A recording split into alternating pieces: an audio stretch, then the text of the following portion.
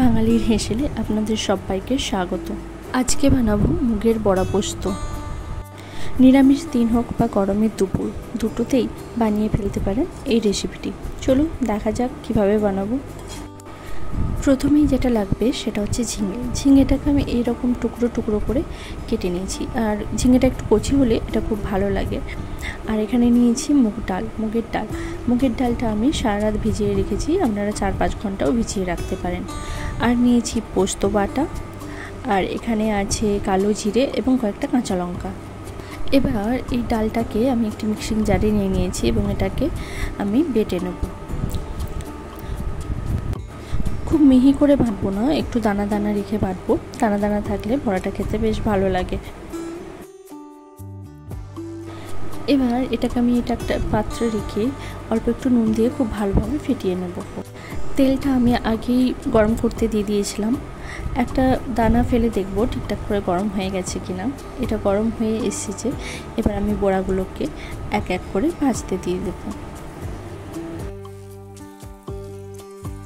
সমস্ত বড়াগুলো দেওয়া হয়ে গেছে।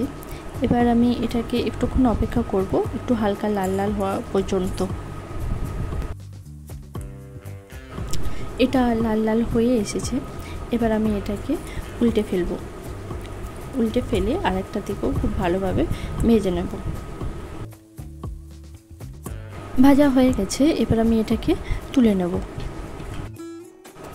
ওই তেলে এবার আমি দিয়ে দেবো কালো জিরেটার থেকে একটু হালকা গন্ধ বের হয়ে আসবে। বের হয়ে এলে এবার আমি দিয়ে দেবো ঝিঙেগুলোকে দিয়ে আমি অল্প একটু নুন দিয়ে এটাকে খুব ভালোভাবে একটু নেড়ে নেব। এখন কোনো জল আমি এখানে দেব না। ঝিঙের থেকে জল বের হয় এবং সেই জলটাতেই ঝিঙেটা প্রায় অর্ধেকটার মতো সেদ্ধ হয়ে যায়।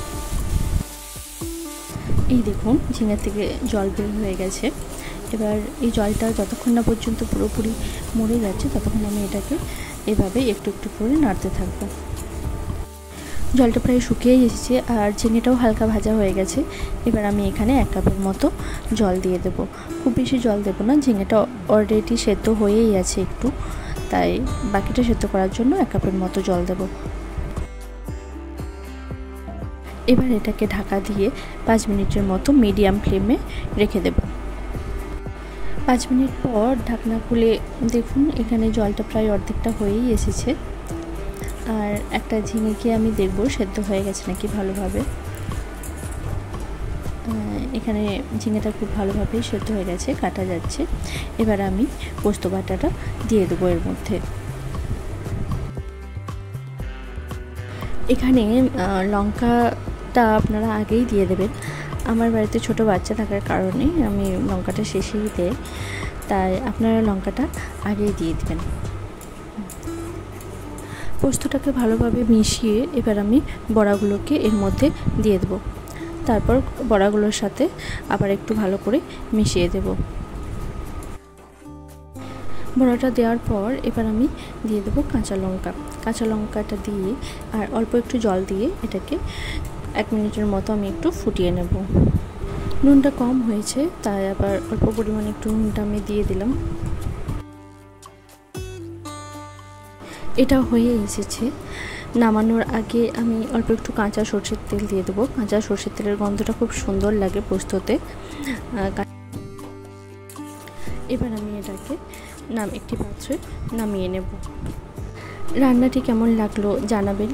ভালো লেগে থাকলে অবশ্যই লাইক করুন, শেয়ার করুন, কমেন্ট করুন এবং চ্যানেলটিকে সাবস্ক্রাইব করুন। সবাই সুস্থ থাকবেন, ভালো থাকবেন। ধন্যবাদ।